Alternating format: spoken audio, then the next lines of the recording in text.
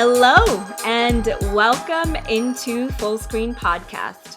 I'm your host, Kira Aster, and joining me today, as always, is my co-host, creating actual live nuclear explosions for the love of cinema. It's Raven Ebert. How are you, Raven? I am become death, destroyer of worlds, baby.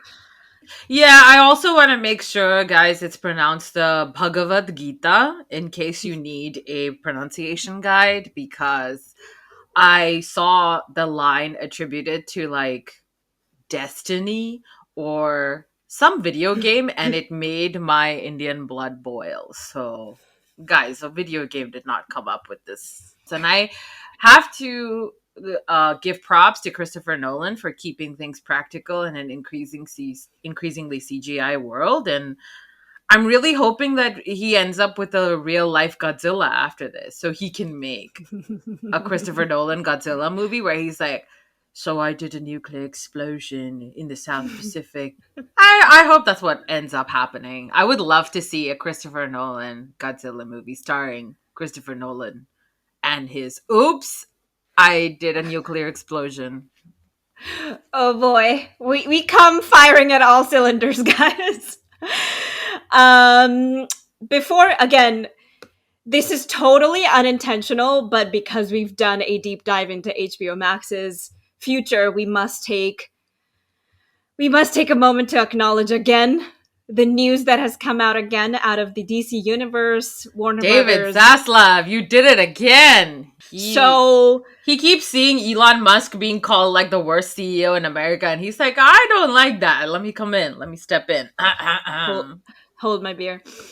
So, recap of what's happened in the last 3 days is more titles again are being removed without any acknowledgement from HBO Max. Most famously, Westworld is canceled. Minx is gone, just removed and canceled. And the idea is that they want another tax write-off and are selling these properties to other players. Henry Cavill fired again from Superman franchise. Fired Jesus. Again is the key word. And then The Rock has been cooking the books and reporting suspect box office numbers for Black Adam. So, Jim Gunn, buddy. I mean, I've always gotten the sense that The Rock is the type to never really accept anything less than being beloved and incredibly financially successful. Like, he has a stipulation in his movies where he can't physically lose a fight to another person on screen. So he's never going to be in a movie where he's going to be a compelling character, because that's not how people work. Dwayne. So it's just typical copium from him. I get it, but I feel bad for Henry Cavill, because we've all been there where we've had a job that feels unsteady and you don't know whether you should actually put in the effort and care about it, because it's going to be taken away from you. But I think we acknowledge HBO and all that's happening there just because we are sending our love to all the creators who are living in sort of fear. If their content can be removed the next day, they don't know what's going to happen, really. And there's been a lot of instability in this world with the DCEU, with HBO Max, with Warner Brothers, and so we're keeping a close eye, and we'll keep giving these updates in our intro to you. But yeah, it's all interesting. Anyway, Raven, if our listeners wanted to share their thoughts about whether James Gunn should release the tapes of him trying to explain the DC universe to Robert Pattinson, where should they do that? Oh my God. If they did record that and you happen to be a fly on the wall for these conversations, please reach out to us on Twitter and on Instagram at FullScreenPod. We share our thoughts on the evolving landscape of streaming and tech and media, and sometimes even recommendations, and sometimes just use it as a place to vent about how fucking long the week has been. You can also find our episodes uploaded on our YouTube channel at the Full Screen Podcast. We basically upload the same audio, but we've got a few visual tidbits, references to what we're discussing, so it can, provide some additional context. We have a comment section there. You can also email us as fullyscreened@gmail.com for any episode ideas, feedback, comments, as well as suggestions for what we should be talking about in addition to streaming and tech. So Wonderful. All right. So for today, we are doing a Disney special episode. So we'll do a ranking of the Phase 4 properties. We'll do a tech and UI analysis of the Disney Ads tier, which just launched. And we'll take some shots at Bob Chapek and talk about the future of streaming because is it working?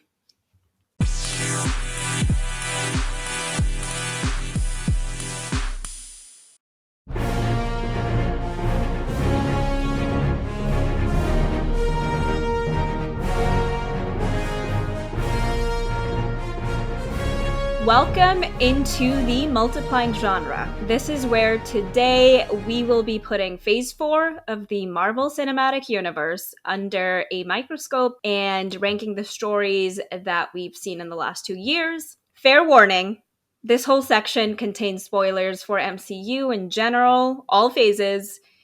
Could be some stuff from the future, could be some stuff from the comics, so proceed with caution.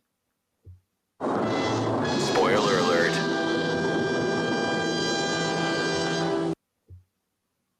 All right, so let's get started. Before we dive into the rankings themselves, I thought it would be a great time to do a retro, sort of do an analysis of how Phase 4 went, because it is officially now over as of December 2022. So let's talk general perception of Phase 4. So Phase 4 started in January 2021 with WandaVision on Disney Plus, its first TV show, MCU's first TV show. And since then, we've had 18 stories in our eyeballs. Shorts, specials, TV shows, and movies. 18. And remember that TV shows have multiple episodes, so yeah. And this is the multiverse saga, right? So it's largely disconnected and relies on constant introduction of new characters, new settings, branching timelines, all that jazz. I also wanted to mention really quickly, because you said it started in 2021. It was supposed to start in 2020, right? Because Yes. the pandemic shifted things, and I think Black Widow was the first entry into Phase 4, and that just never happened because the release date kept getting pushed. Yes. So And the last thing I want to say about the multiverse saga, this phase, is that there is no principal villain so far. And just to put this in perspective, Phase 1 to Phase 3, which started in 2008, right, with Iron Man, and culminated in December 2019 with Spider-Man Far From Home, a period of 11 years gave us 23 pieces of content, so 23 movies. And this is the Infinity Saga, right? With Thanos as the principal villain. And he was introduced pretty early on in the first Avengers in 2012. Compared to, this phase where we haven't seen what it's really leading towards, is a little bit troublesome. Now, what this has done is that it has now created what is being termed as Marvel fatigue, right?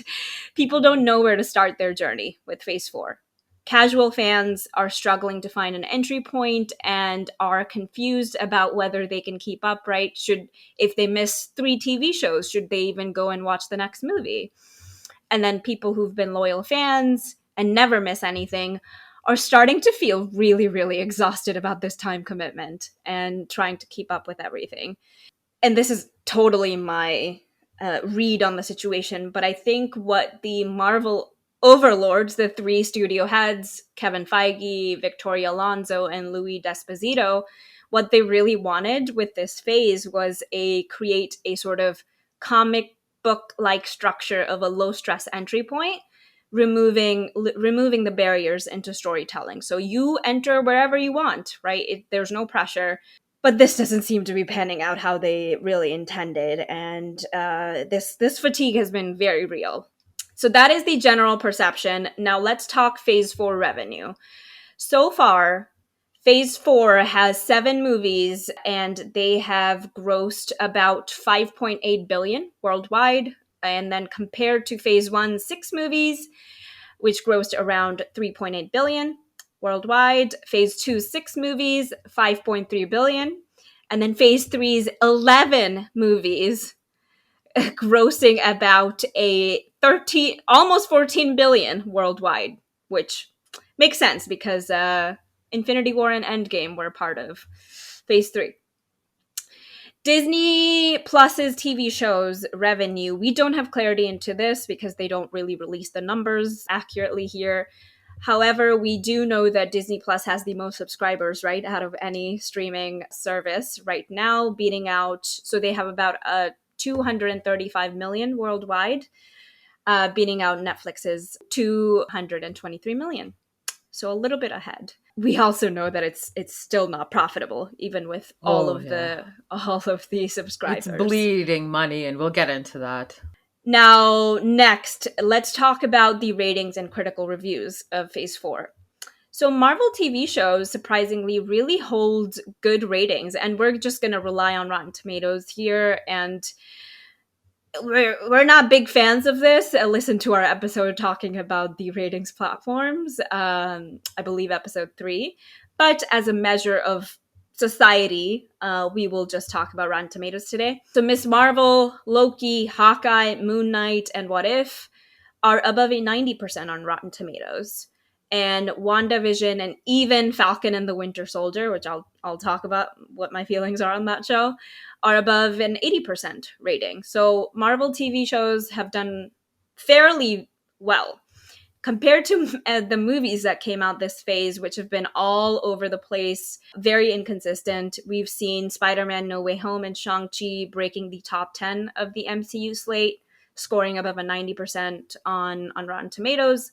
Black Panther, Wakanda Forever holds currently 85-ish percent on Rotten Tomatoes. Black Widow, Doctor Strange 2 are somewhere in the mid 70s. Thor Love and Thunder is in the low 60s. And then, boy, Eternals is at 47%.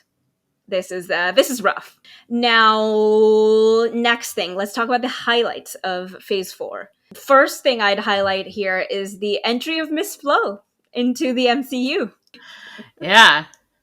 She's in her I'm cashing this check phase of her career, and we love to see people succeed. Good for Get your her. bag, girl. Yeah, good for her. One of our best actors out there, just a master of her craft. She is now the new Black Widow, Yelena Belova, and her dynamic with Haley Steinfeld's Kate Bishop, the new Hawkeye, has been very, very fun, very enjoyable.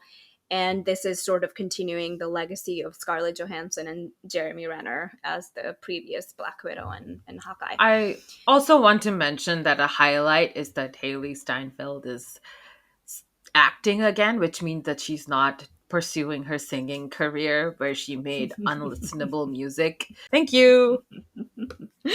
Oh boy. Next thing I will say as a highlight is Kang, a very compelling character played by a scene stealing actor in Jonathan Majors. I mean, I could watch him watch paint dry. Like, just I'll watch him fantastic. do other stuff. You watch him watch paint dry. Also, probably the handsomest man I've seen on screen in a very long time. So, welcome, Jonathan Majors, to the MCU. I just hope that he's going to be shirtless. He's a terrific actor. I loved the movie The Last Black Man in San Francisco.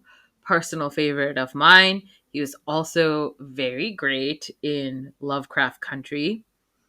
That being said, please, sir, please let me objectify you on screen. I mean, those Creed posters where he's just staring deeply into your eyes and is shirtless. And then next thing I'd highlight is they've gotten a chance to play with different genres, right? So, What If, the TV show, was the entry into mainstream animation for MCU. Isn't that WandaVision is a crazy? That it took so long to right. get into It animation? Like, you're Disney. yeah, You yeah. should have been doing this. WandaVision was a genius way to pay homage to decades of television. What a wonderful show that was. Miss Marvel was a fun teen show, getting a chance to delve deep into the high school experience, deeper, I should say, compared to Spider Man. And She-Hulk entered into the single female lawyer, Ally McBeal, fun sitcom type genre, which was, and breaking the fourth wall, wonderful. So they got to play around with a lot of different things. Egyptology with Moon Knight, which leads me to, I think the next thing has been, because they've had a chance to play with so many different genres, they've also had a chance to highlight a lot of diversity in front of and behind the camera. Seeing more female leads in, right, the Mighty Thor. Natalie Portman is back as the Mighty Thor. Haley Steinfeld, as we mentioned, is Hawkeye. Tatiana Maslany is She-Hulk. Kate Herron leading Loki, directing Loki, one of the best things I saw in 2021. Elizabeth Olsen finally getting her own vehicle in WandaVision, and just astounding. And May Kalamaui as Layla in Moon Knight. So seeing a lot of power in these females behind and in front of the camera has been wonderful. Yeah. And I also want to point out, because I always appreciate horny representation, that there was more sexual chemistry in a lot more of the content that I saw this year. There was a weird sense of like austerity and celibacy in those previous three Steve Rogers, the whole thing of phases. does Steve Roger fuck? Yeah, like I bought that he didn't, because everything seemed incredibly sexless. Yeah. There was nuance around the interpersonal interactions between just people, and I think that counts as a diversity win for me, because it was just so weird and starchy and stiff before, and I feel like We did there get was our some answer looseness. to Steve Roger. Does he fuck? We did. She-Hulk did handle that with a lot of grace, but it was something that the fans had been wondering.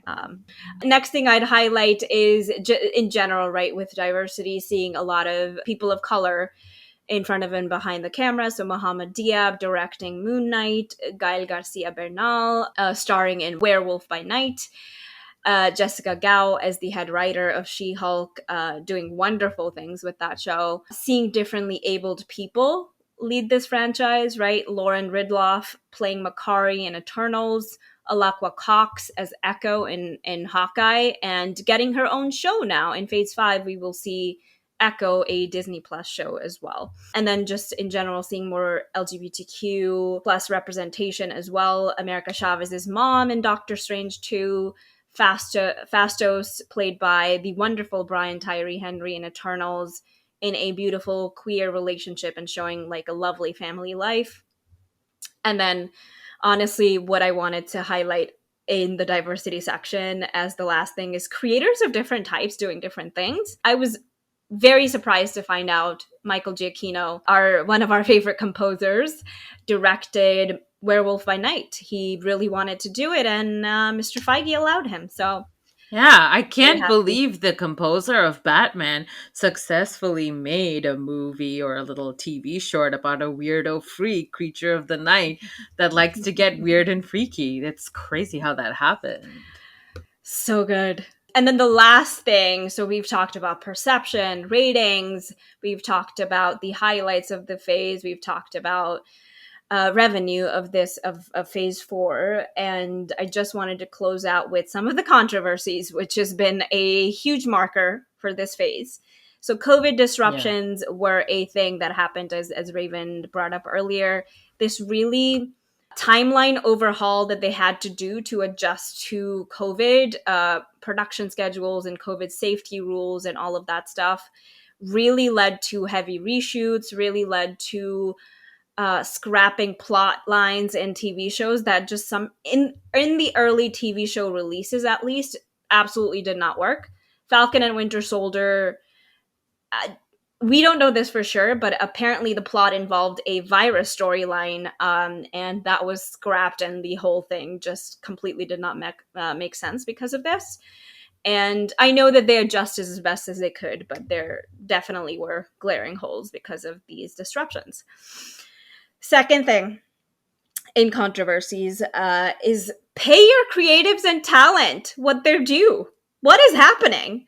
So Black Widow was released on Disney Plus, which was not a part of Scarlett Johansson's contract, right? That was a breach of Yeah. contract. It was only supposed to come out in theaters, and so Disney did a day and date release without telling Scarlett's management team, and this caused a lot of tension and obviously a lawsuit between. Yeah, because they have like all these agreements about getting a certain percentage of the take, right? And then not to get all math on you, but there is a difference between like net and gross take. So if you are releasing it on Disney Plus, long story short, you're making less money than you would in the theater. So 10% is going to be less. So it's not a given lump sum. So she was being undercut for what she was promised. So that's why Yeah, basically she was like, let's go to court. See you in court. yeah, good for her. Not a good look for Disney, and yeah, we'll move on to the next thing. So VFX over reliance and exhausting the VFX dev teams was another thing that was a big deal this phase. So Mm-hmm. TLDR, all movies, there was a big criticism this phase from fans and critics that all movies and shows relied on VFX a little bit too much, making the story kind of not have that much of an impact really, and the VFX looked underbaked and choppy because it was being overused in every TV show, every movie. And then Yeah. this led to a lot of the VFX subreddit on Reddit started to swim with complaints about the development teams and the VFX special effects industry being overworked by MCU and had a constant lack of clarity into deadlines and vision. And there were a lot of people that came out, talked about their experience working with Marvel. Dhruv Govil, a former VFX artist who worked on Guardians, shared on Twitter that he actually left the industry because of Marvel, which really set the internet ablaze. And it's been a constant issue, and I don't think we've seen the last of it. Yeah, This because issue has not died down. these stories aren't going to get told without VFX. They're so heavily reliant on them just because of the nature of the story. Like, you have cosmic things, you have aliens from other planets, you have people with superhuman abilities that distort the way they present their body. It's going to involve VFX, and you have to incorporate that into the way that you are building budget and timelines for these shows. Yeah, just do it better. Pay your talent what they're due, and just treat people with respect. What happened, MCU? This also leads us to the last thing in the controversy arena is the creative differences that have happened. So Scott Derrickson left Doctor Strange mid production in the middle of that movie, and he was supposed to be the original director. This had to be patched together when Kevin Feige basically begged his one of his mentors, Sam Raimi, to come and save the production of Doctor Strange 2. But this opened up a lot of conversation around why directors and visionaries are feeling hamstrung by the studio, and a lot of talk around how Patty Jenkins left Thor 2 and Alan Taylor had to come in and direct that. Edgar Wright left Ant-Man and Peyton Reed had to come direct that. And then now we know most recently Bassam Tariq has left the production of Blade, which is actually due to come out in November 2023 starring No, Mahershala it's Ali. not. So It's yeah, not. it's not Like, coming out. It's not coming out. what do you mean?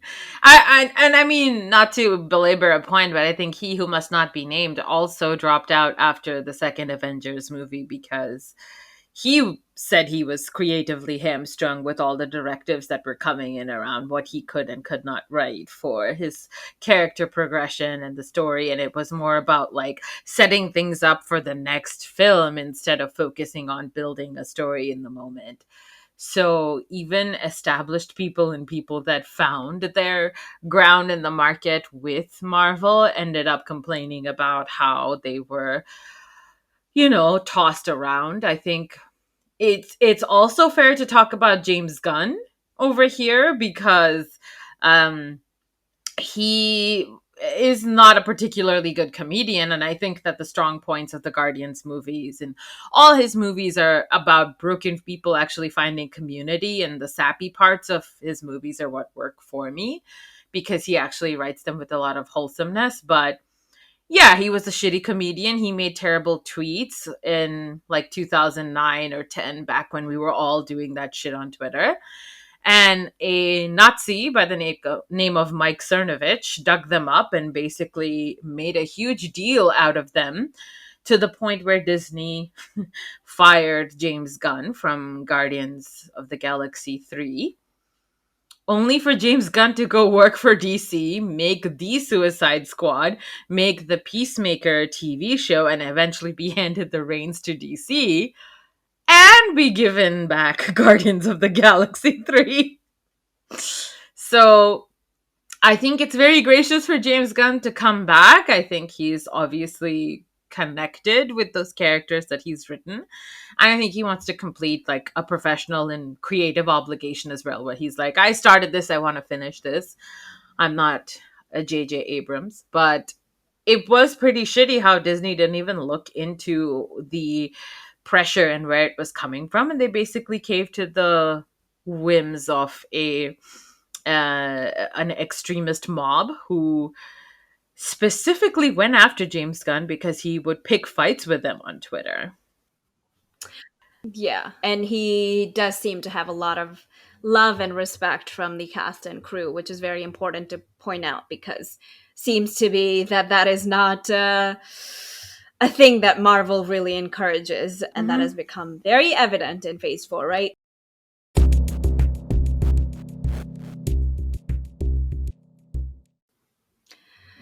All right, Phase 4 rankings. So we're going to go in depth with our reasoning behind these rankings in a bonus episode that we will release a few days later. I am just going to go through the list of the rankings that we have. It's just going to be the 16 pieces of content we've seen, not 18. So we have not seen I Am Groot, and we have not seen the Guardians of the Galaxy Holiday Special yet. So those are not part of this list. We are just going with the rest of the 16. All right. Very good. Let's start with number 16.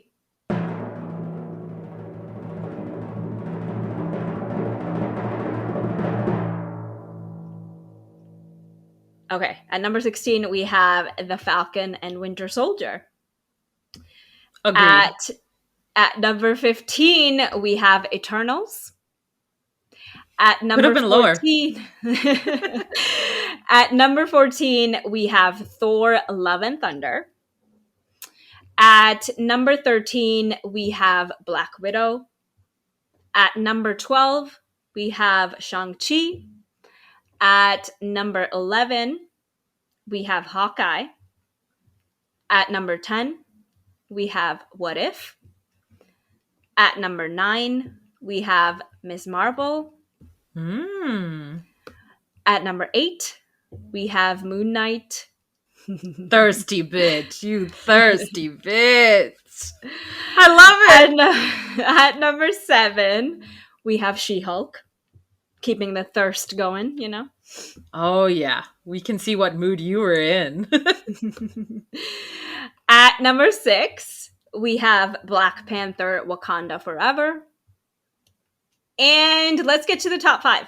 All right, so at 5, we have WandaVision.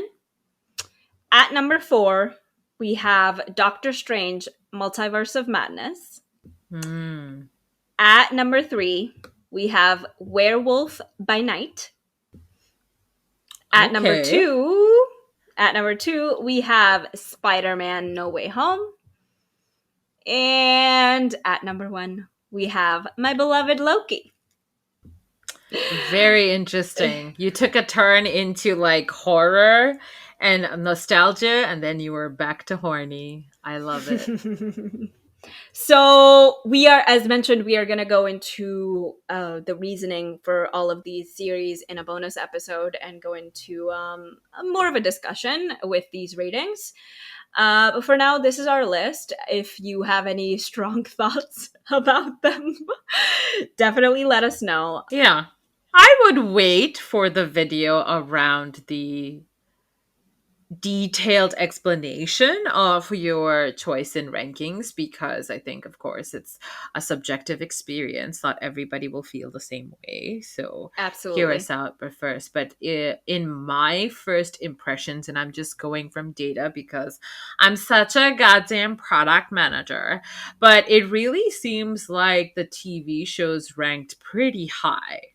Yeah. And if I were to guess, it's because they took the time to build characters that maybe you, as like sort of a casual Marvel fan without a lot of insight into the comic book histories, you needed the introduction to, you needed to like be made to care for them. And you felt like they took the time to set up that world. So, very interesting to see how well television has done. That's my immediate takeaway from your list that you've presented in this order. And I think it's fair to say that a lot of people feel the same way, that the TV shows took their time because, like you said, the critical ratings definitely seem to skew that way.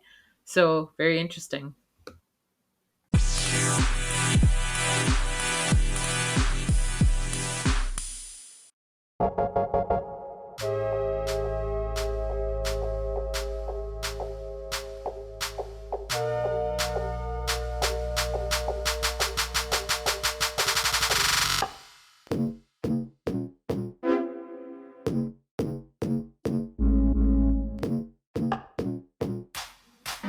You know what the difference between you and me is? I make Cross Dysfunctional look good. Welcome to Cross Dysfunctional, where today we'll be looking at the business strategy of one of the most profitable media conglomerates in the known galaxy, the Walt Disney Company. It's certainly been like a massive overhaul season of change for the executive lineup at Disney, but we're gonna start with what I called the Bob out, Bob in. So, as you may know or may not know, there was a shakeup at Disney with the removal of the CEO Bob Chapek and being replaced by the previous CEO Bob Iger. So it's interesting because Chapek was supposedly hand selected by Iger. Let's do a little rundown on Mr. Chapek. Bobbert Chapek was CEO since February of 2020. So I think he came in at, I guess, the worst time to be a CEO of a media company. But his experience in the Walt Disney Company was previously leading the theme parks and consumer products division. So obviously very successful around that because the parks experiences and Disney IP on like terrible t-shirts at Target have really perforated the market to the point where everybody is now a quote unquote Disney adult. So he did pretty well there. And then when he came in as CEO, he reorged the company to focus specifically on streaming and digital offerings. Something that at the sentiment of, you know, the entire industry as a whole was a good idea because streaming was supposed to be the big thing, but the losses around streaming after like 2 almost 3 years of consumer habits changing around how they consume media because of the pandemic have been pretty significant, and they reportedly lost around $1.5 billion in its most recent quarters, which led to a lot of austerity around Disney that they're continuing right now. So what was happening around the streaming and how it was losing money? Well, customers were not really buying those expensive bundles because even though Disney has more subscribers than Netflix, as you previously mentioned, Kara, they're not paying as much. I think they're also making money through the Hulu revenue stream, with which has like 45 million subscribers right now, but it's not enough because they're not paying the premium tier. So they want everybody to, buy the most expensive bundle, which they're not. There's, of course, like, other losses in Disney right now. The parks were shut down during 2020 and most of 2021, but they still, posted some profits because when they opened up, it was like a huge boom. Everybody wanted to come back.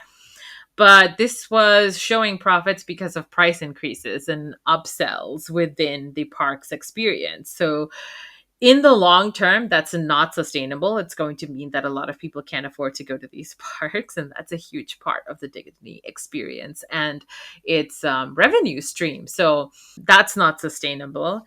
And then another thing that Disney kind of fumbled the bag on, because it's working with ESPN Plus as part of its streaming offering. And ESPN Plus lost access to the Big Ten games for like college football. And because Disney also operates in other countries, I know, but they also lost a revenue stream in South Asia and Southeast Asia because the IPL, or the Indian Premier League for cricket, is a major source for viewers and subscribers, and of course the Big It's Ten. a religion. Yeah. Yeah, it's actually very much the equivalent of like Big Ten games in the US. Like that's what you would get a sports channel for, is being able to watch like league games. And the Big Ten college is of course like one of the biggest sources of income within the revenue stream of watching professional and college football. I think it's just as big as the NFL. So, that's pretty significant that they lost that. Hmm. So all of this happened under the regime of Bob Chapek, who continued to like mess up further. Like he was making, the same fumbles that he was on the parks arena, but when you're like running the entire company, the gravity of your mistakes become bigger. I think you talked about how he basically ruined the relationship between Disney and Marvel Studios and Scarlett Johansson. Doesn't look Yeah. good that one of the few women that came out during the glut of superhero movies in the late 2000s and early 2010s, and kind of is like seen as the old guard of the superhero renaissance movies, is coming out saying, I'm being monetarily screwed over because they see me as somebody who is willing to be monetarily screwed over. That's not a good look. Bob Chapek also had a very wishy-washy response to the Don't Say Gay bill in Florida, where, of course, if you don't know, Disney operates their parks in Orlando, Florida, and Anaheim, California. And the people that worked at those parks didn't feel like they got the right support from Chapek, who at the time didn't have anything to say about the fact that Disney was giving millions of dollars in political contributions to people who were trying to pass this bill. Definitely sends contradictory messages of like, hey, you're welcome to be yourself at Disney, and then giving millions and billions of dollars to people who are taking away your fundamental rights. So Mass walkouts happened with all of Disney employees, and this was a really, really bad look for Chapek. just didn't do enough according to his employees, who he absolutely has responsibility towards. So yeah, he came in, he basically did like the most like mean girl high school thing that I can think of, which is the firing of Peter Rice, who was pretty beloved as the chairman of entertainment and programming, and was seen as a possible contender for Chapek's job. So he just Game of Thrones There you him and go. just like Yeah. removed him from the line of succession, which is an incredibly petty thing to do. But Peter Rice was also like very respected, and he came in with the intention. Chapek came in with the intention of like proposing hiring freezes, layoffs, and cost-cutting implementations during a board meeting regarding an earnings call, and just kind of dropped the bomb of like, hey, we're in massive financial debt. to the board of trustees who were like, why wasn't this information shared with us earlier? So there was a layer of like opaqueness around his decision making that the board also felt uncomfortable with, because this guy's overseeing a multi-billion-dollar company. He should be able to tell you what's going on. So, he had a few missteps, a few stumbles, and my dude got like broken up with over a text, or like I should say, this firing of Chapek was so sudden. People did not know it was real or not. Like they were like, is this real, or is this a I thought it hoax? was a So joke. it came Yeah. in like while there was like a bunch of people from the executive suite in Disney, what they call the C level, hanging out at the American Music Awards, which is broadcast on ABC, which is owned by Disney. And they just left because they got the email and they were like, what the hell is this? So I just think that's really funny that they were like at a fancy event and it just got announced to them on their work email. So they were like grabbing a beer or something at Dodger Stadium and they're like, is this real? Did you get this? And the idea that a multi-billion-dollar company just works like The Office is so funny to me. But yeah, he got shit canned so suddenly. And then to add on top of that, they brought back Bob Iger, right? And Yeah. he's done a lot for Disney. So if you guys don't know what Bob Iger did, which is, I mean, why would you? CEOs should not be on top of your mind, but to go over kind of quickly. So he's responsible for what most of us know as the Disney brand today. So he was overseeing the acquisition of Pixar in 2006 for $7.4 billion. He also oversaw the acquisition of Marvel in 2009 for $4 billion and Lucasfilm in 2012 for $4 billion. So the Pixar, Marvel, and Star Wars that we associate with the Disney brand is entirely because of Bob Iger. Like that was An not something absolute seen before. powerhouse. This mind. Yeah. Yeah. Yeah, Iger. he was very much into the pay rather than build mode, where he had all these pre-built, fan bases, and he was coming in. And of course, the last thing that he actually was involved in was also pretty significant, the $71.3 billion acquisition of Fox, which included 20th Century Fox, Fox Searchlight for independent movies, the FX networks, and National Geographic. And I would say from a creative perspective, what I associate with Bob Iger the most is that he started doing, the proliferation of all these live action remakes of the classic Disney animated movies. That was entirely like Bob Iger's idea. He's like, what if we take something that we know is super popular, already has a built-in fan base, like he did with Marvel, like he did with Star Wars, and just add a little, just a little bit more to it. So Bob Iger made them a ton of money because all those live action remakes have been doing pretty gangbusters at the box office. So Controlling IP is very important, the rights to IP, because yes, you bring in the existing fan base, but you also bring them along to the journey that you now get to build upon. So these TV shows, these new movies, this is a genius product play by Bob Iger, who, by the way, we should mention had retired more or less. So he's coming out of retirement to save this his was former a job. freaking Godfather moment. Just when I thought I was out, they pulled me back in. Quite literally, that's what happened. And, he really came into a time where he walked into the Disney room and everything is like falling apart and in complete shambles. Y'all remember that episode of Community where Troy walks back in with the pizza and he just is greeted by complete chaos? I think that's very reminiscent of Bob Iger's experience of coming back into Disney, because let's see what he's got to deal with right now, right? So we're talking about streaming, of course, because it was such a big bet on Chapek's part and, Disney's part. So there is a decision whether Disney is going to buy Comcast's 33% stake in Hulu, which would then mean that they own the majority stake in Hulu at that point. He could keep it or he could sell it because, that would mean saving money, but that's a short term decision. I think in the long run, Hulu is the only streaming service that they have for mature content. Let's just say that Daredevil and She-Hulk could get a lot more saucy if it was a Hulu streaming show instead of a Disney Plus one. I'm sure that they'll move all those like initially made by Netflix Marvel stuff to Hulu eventually if they continue to keep that tie-in so they still have that built-in audience. But of course, there's also the rollout of the Disney Plus ads tier that we're going to get into. So there's new streaming bundles that could potentially be a new source of revenue.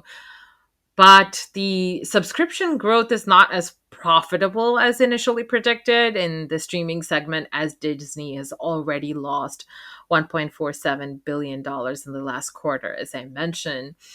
And Disney themselves are in $46 billion of debt reportedly. So they don't have the ability to do any more like major acquisitions or anything like that. So the focus is very much on stabilizing the company and, of course, the stock prices associated with their success. And they're doing a whole bunch of cost cutting. They're continuing with a hiring freeze and trying to play down the rumors of being sold to Apple as speculation, because that was something that was brought up. That can't be good for their stock prices to have rumors like that. And Bob Iger coming back spells a good thing creatively for some people, because he definitely pushed a culture of collaboration before, but some of the internal memos and clippings from those earning calls feels a lot like Elon Musk talking about how Twitter is going in hardcore mode because Bob Iger says that employees should be more flexible in managing their personal and professional lives, which is basically code for you're sleeping in the office. So that There's been a sounds, lot of he's getting his teams in order. Yeah, there's been a lot of yeah. And he's also and then coming in in like I in do a want to weird time. he's coming out of the world is different from when he left. Yeah.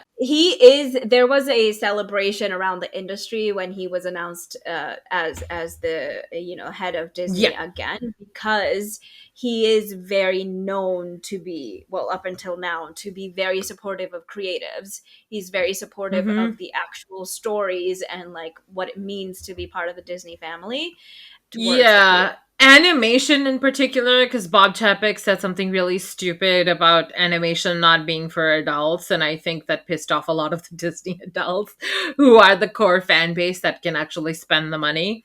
So we'll see, because Bob Iger's speciality was about making money during the theater run, and of course Disney is known for like buying out all the screens in the theaters and playing Disney movie constantly. But theaters are still recovering from the pandemic, and a lot of major markets like China and Eastern Europe are closed off due to like geopolitical situations that are out of the control of the Disney company. So I don't know if we'll be able to see that same success like replicated. They got the previous guy back, which was like the best they could do on such a short notice. I think Chapek was fired so immediately and spontaneously that the best decision was to just bring the guy back and give Iger a chance to have a do-over and a mulligan to pick a better successor. So interesting time for Bob Iger to come back. And I think his next project is going to be like really getting the Disney Plus ads to your crisp. So let's go into that, Kira.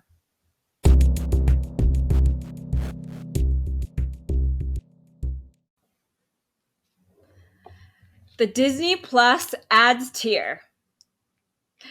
I think there's a larger statement here to be made about how we've just returned to cable television. I And know, right? maybe we should have never left, but we'll save that for another time. Let's do a rundown of what the Disney ads tier is and what it looks like in terms of like the UX, the user experience, and then we'll also talk a little bit about the tech that powers it.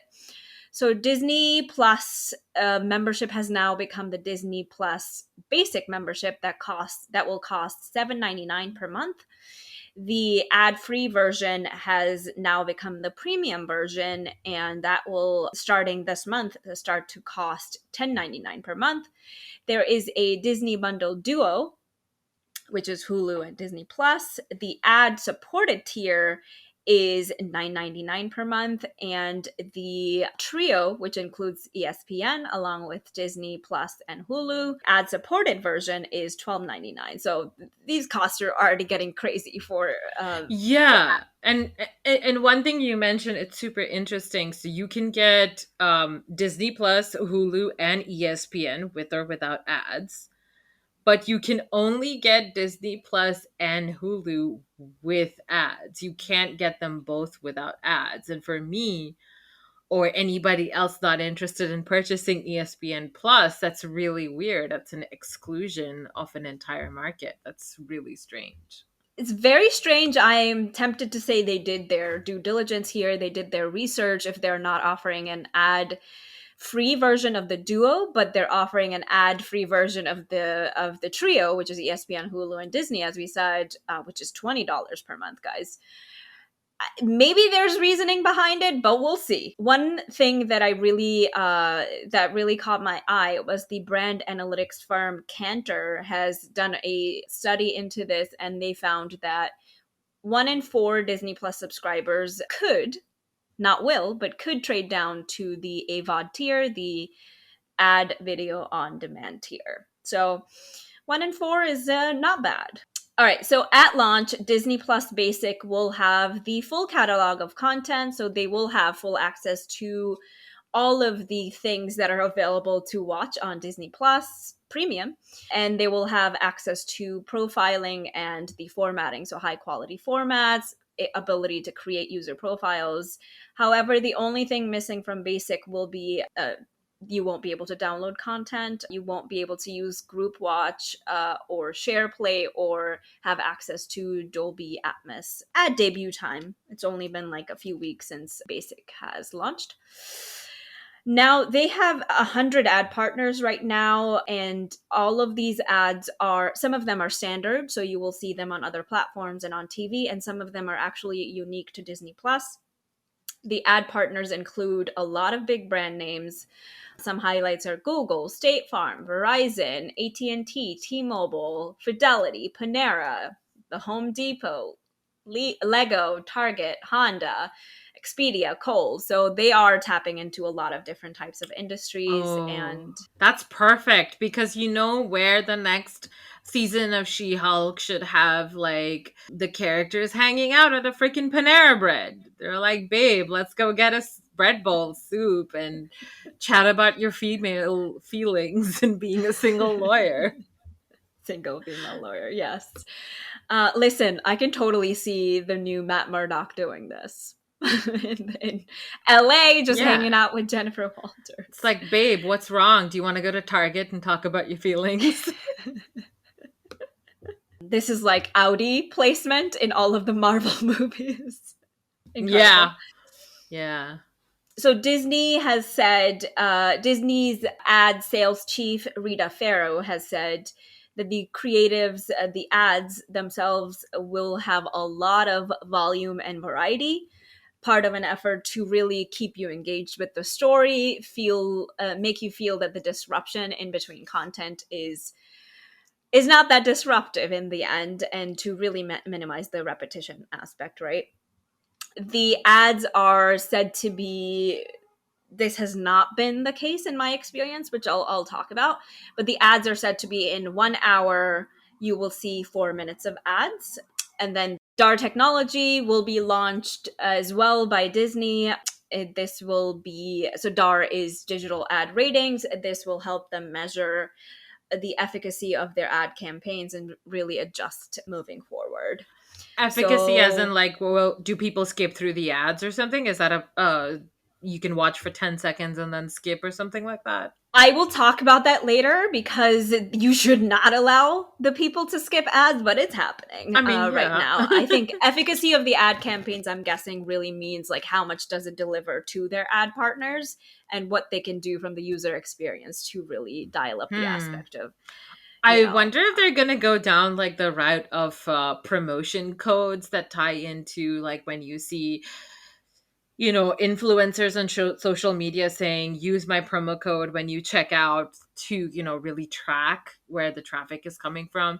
I'm wondering if they're gonna do something like that. That'll be interesting to see. it'll be interesting to see. It's the first time we're getting like a really big player in streaming enter the ad space. And so a little bit about in general, the tech powering the ads. So the standard in the industry is DAI, dynamic ad insertion technology, which sort of stitches the ads before you click on a piece of content. So the ads are decided before you are clicking play, and this is meant to really reduce the disruption when an ad starts and when the content finishes and when the content picks back up. So there's no buffering time, right? Like the ads feel like they're completely part of the content, and really keeps you engaged as much as you can with the story, even with like Hmm. ads in place. And this replaces the client side insertion, which was part of the standard in the industry a while ago. And you will see it here and there. Is most notably client side is when you really the ads stop in between and there's like a loading and buffering happening, right? And this Yeah. happens in And the go ahead. volume also like goes drastically different from when you're watching the TV Absolutely. show or the content, and then the ad comes in and the ad is blasting at you. You can bet your sweet ass it is from that insertion because there is no It's proper mixing being done. Yeah, it's the client side insertion. So client side insertion happens at click. So it's just it's completely takes you out of your story. It's completely very detached. And yeah, I was gonna say most notably, I see this in when I'm reading an article and there's a video ad in between listicles on BuzzFeed or something, and you will see this type of ad technology being used there. It's just very bad CX, very bad customer experience, and I'm glad that Disney is sticking with, even though they know ads are not ideal, they're sticking with something that makes the disruption a little less dark. And DAI actually allows you to do more precise targeting on these ads, right? On what kind of creative you are going to watch based on past watches, based on viewing habits, based on browsing history, age range, whatever they have access to legally. And Okay. we imagine they will go there and start to like really customize the ads to what you prefer. But right now the only segmentation they are doing is just under 18s and above 18, so just keeping like some, I suppose, like if you have a Yeah. kid's profile you are seeing different ads than a an adult profile.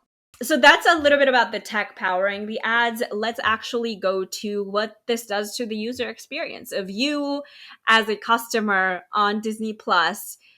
If you have signed up on the basic plan or you downgrade, quote unquote, to the basic plan, what does it mean for you?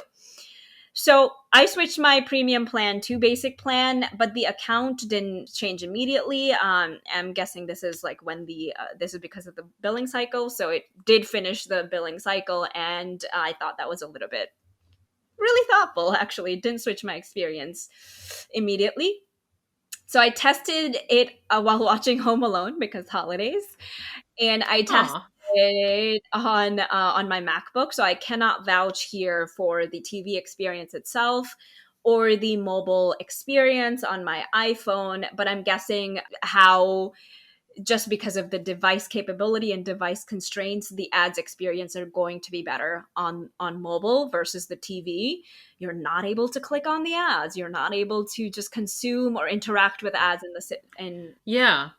So wouldn't it make sense to just play different ads based on different devices as well? Like have less interactive ads for living room devices? absolutely, but I think Yeah. they just are not there yet. And I will go into Okay. how many things are, you know, the partnerships are very strong out the gate, but Mm-hmm. the capabilities are leave much to be desired. So visually, I will say it was beautiful how the transitions happened between ads and back to content, from content to ads. It was like almost annoyingly seamless and beautiful.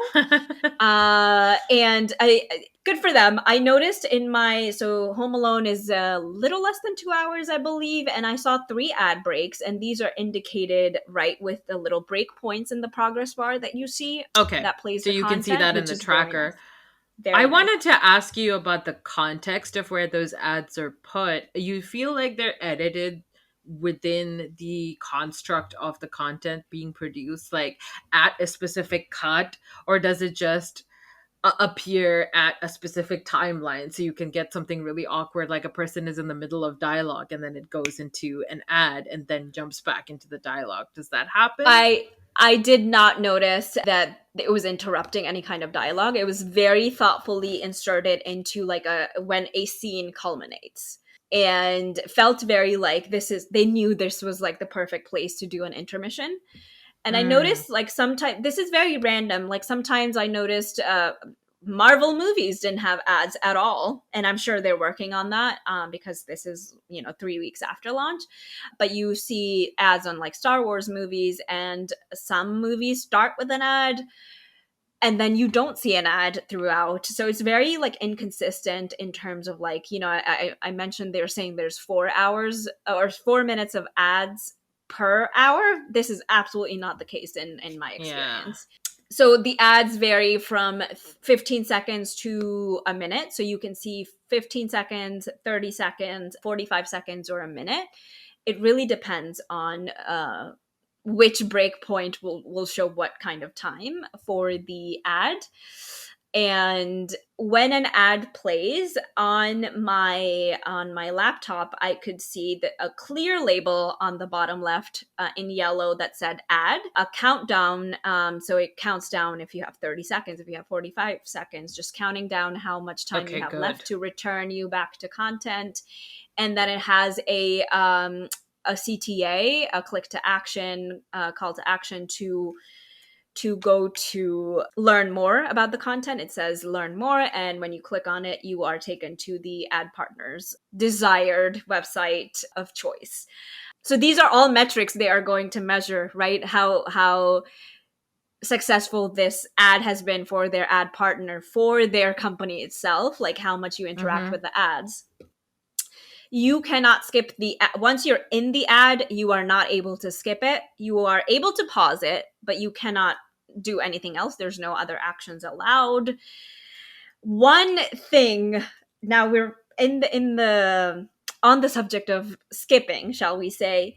So the breakpoints I mentioned, right, on the progress bar, you Mm-hmm. can, most of the time I would say you can skip. So if let's say the break point is at the 25-minute mark and you're at 24 minutes right now with your story, you can go to 26 minutes and you can completely skip the ad. It doesn't tell you anything Okay. about like, oh, like it doesn't take you to the ad and then to the content. Yeah. So it's very interesting. I think visually it's very appealing in terms of the the ads. I think very digestible. Like I did not actually get a minute long ad, even though I read that there would be a minute long ads.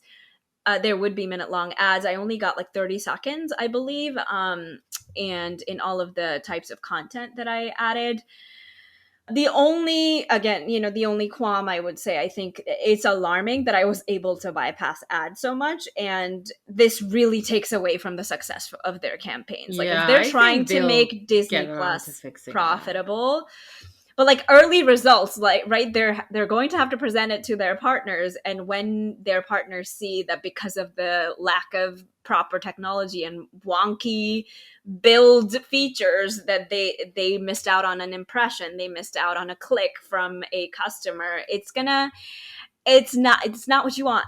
It's gonna look really bad. And They're gonna be working on that. I'm sure that's the next iteration that they have planned. They know how Yeah. to make money. Disney knows advertising. So, like I said, they've been around for almost 100 years, but also they're just expert at advertisement. So they'll get Mm. around to it. I think they're just trying to, I would say that my sense is that they're trying to focus on like getting more people to join Disney Plus this way and not necessarily about preventing customer churn. So they're not worried about losing existing customers because of price. They just want more new people to come in.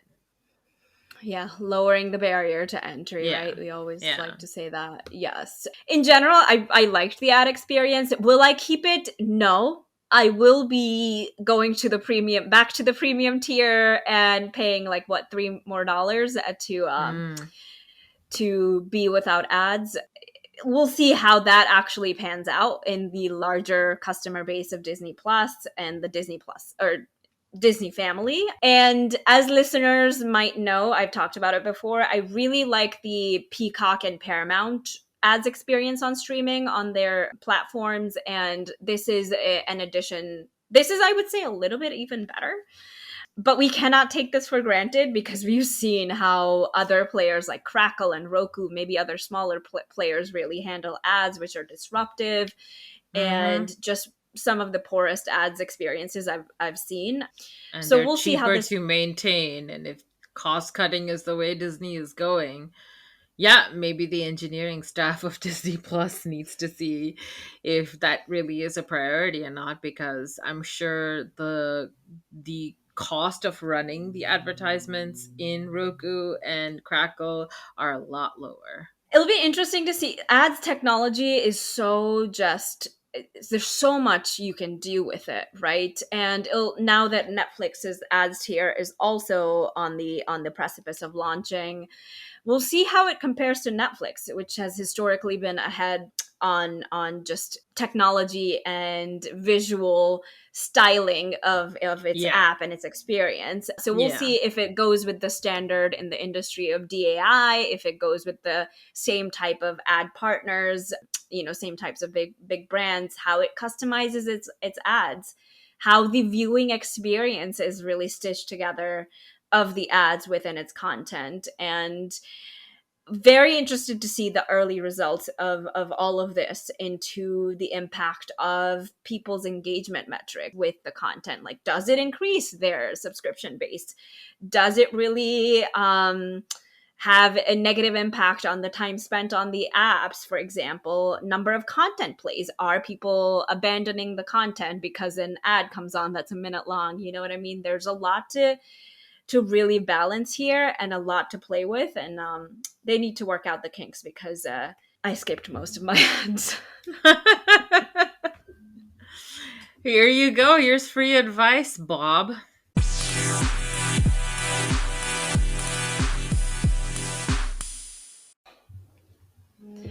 Final thoughts and wrap up for today. So let's emphasize here that Disney Plus is not profitable currently.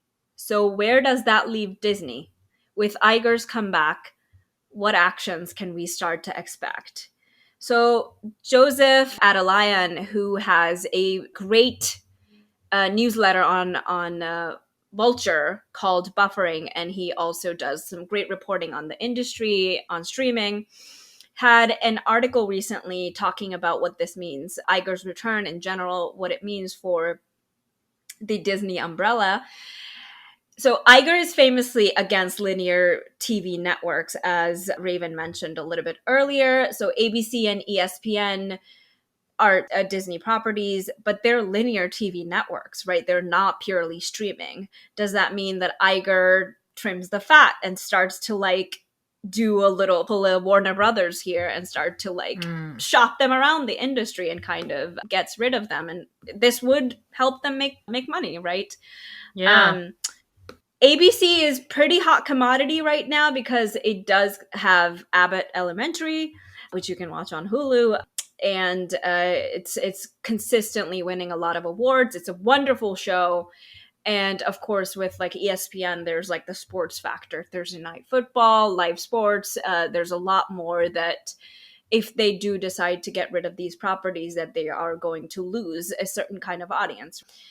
Iger is also famous for, in general, so he in 2017 there was a spree of pulling Disney content from other properties, Daredevil from Netflix, etc. And is that, possibly on the back on the table now, like licensing content that they pulled from other services Mm-hmm. for Disney? Now is it in the short term back on the table? Like, are they going to start to be like, all right, maybe we'll give for a 6-month contract, I don't know, like Home Alone or whatever, to Netflix or to other players, even HBO Max. So that's something to consider. And then there's the big issue of Hulu. Hulu is largely not available internationally. If it's not, is Raven, is it only in the US? Or is it Yeah, available because in no, it's available only in the US because I remember seeing ads for Pam and Tommy for Disney Plus Hotstar, and the idea of Yes. watching like Tinkerbell Adventures and Pam and Tommy together on the same platform tickled me pink. So I do remember that ad campaign. It was very memorable. There is no Hulu outside of the US. So all of their quote unquote mature content is on the same Is on platform. Disney Plus. Yeah, Yeah. it's absorbed into Disney Plus itself. So what does that mean for Hulu internationally? Hulu to us is where we go to watch traditional TV, right? Like if you're not watching it live on ABC, NBC, whatever the case may be, you are watching them on Hulu, and Hulu does have a lot more content of their own. The Great, for example, a wonderful show, Mm-hmm. but it's Handmaid's only Tale. profitable, yeah, only profitable to them in the US. So if what is the next step with Hulu for them? Do they launch that internationally? Do they absorb that as a tab on Disney Plus itself? You know what I Yeah. mean? Or they could, like I said, sell their shares to Comcast because Comcast holds the 33% because it was The stake initially in a thing of like between ABC, Fox, NBC, and CBS. And so CBS is like they've got the Paramount Plus thing going on. Fox was absorbed into Disney, so Disney became the majority stakeholder. And then NBC, of course, was bought by Comcast. So now it's like, what happens next? oh, don't you love this industry? I mean, if it gets bought by Comcast, they've got themselves the streaming service, and then I imagine everything from like Universal and NBC will be on there. But NBC also has Peacock, so there's a lot of Mm-hmm. redundancies here. Yeah. Absolutely. What are your general thoughts, Raven, on where we go from here, what the future holds for Disney streaming? It will be very interesting to see how streaming affects viewing habits of like the core audience we associate with Disney, which is like younger children and tweens mostly. I think that, Disney Channel was the gateway to the CW for a lot of people. But I don't know if that concept is still there because there's so much competition now with other streaming services and their original content. You have, of course, Netflix, and you also have HBO Max, which I respect because it's the only streaming service that seems to have content before the year 2000. And that's just something that I only see in Disney Plus, where it's like those old Kurt Russell movies where he like makes friends with a computer or something. Those like hack things from the 60s. That's the only two places where I see like older films. So I see the value of that, but there's just a lot of competition right now, and they're going to have to be very careful and very, very targeted in who they're trying to market this to. I think Disney made the mistake of trying to be a little too broad like these other streaming services, and they need to get back into conning very specific people out of a large sum of money. I think that's worked for them, and they need to perfect that in a new avenue of streaming. So, because the relationship between Disney and their audience has really been evolving and changing. I don't see people talking about the production of Disney animated movies the way they did with the Renaissance films. I think Frozen is the only thing that has come close enough to, breaking through the audience barrier of little children and going into adults who went and watched the movie for the first time and said, wow, this is really good. My whole personality is about liking Elsa now, which is powerful because it is an animated movie, but I haven't seen that. I was expecting to kind of see that from Encanto. I don't know. It kind of faded. Like, I don't see as much Encanto Yeah. based shit at the back of a Target, which is how my dumb ass perceives the success Yeah. of something making a mark in pop culture, because I'm like, It's yeah, it the because merch. yeah, the merch, the Frozen merch, the Olaf merch is always there, but I haven't been seeing like other merch coming in, and like they've run out Yeah. of all the good movies to remake. Who's gonna see the remake of Brother Bear? Do you want to see a live remake of Chicken Run? We've basically cycled through the good period of Disney and back into, the not good. And they're going to have to start coming up with new stuff. And I think that's what is a weak point of Bob Iger, because he hasn't been around for a lot of the good stuff that was brand new. He bought a lot of existing shit. He Yes. didn't make Yes. new shit. Yeah. And he's run out of things to buy. They are broke right now. So we'll see how his tenure pans out. I'm very interested to see, like, this is a time that streaming is reevaluating, shall we say, a lot of things. We are at a precipice of what does it mean to be a streamer, a top 8 streamer, a an up and coming streamer in this day and age when we are largely in a post pandemic world.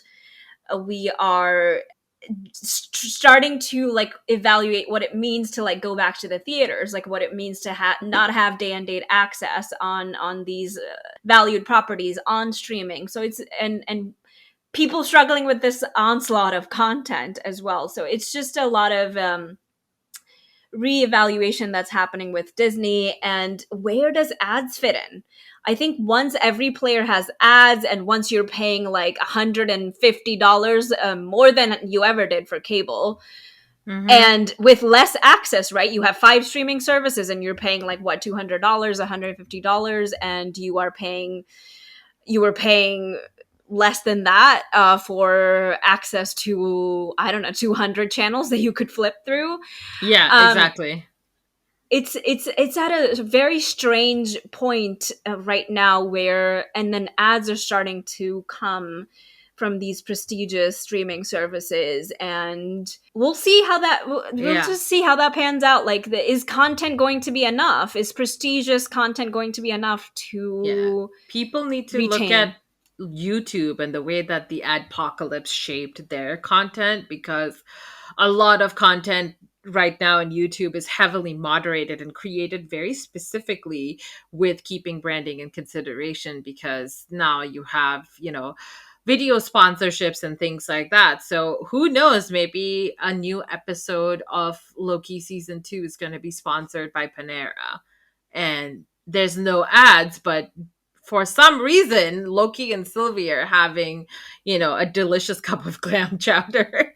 So Oh my it god. could just be something like that, because that brings them more money, and it's, no ads, so it's not as much of a disruptive viewing experience. They can't look at the way television works now. They're going to have to look at like YouTube and Twitch and understand how that works in the Yeah, context of streaming.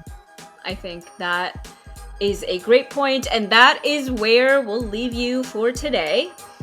For next time, we are doing a rundown of the hits and misses of streaming in 2022. We'll see you then. Happy holidays and happy new year, full screeners. Happy 2023, y'all. Bye.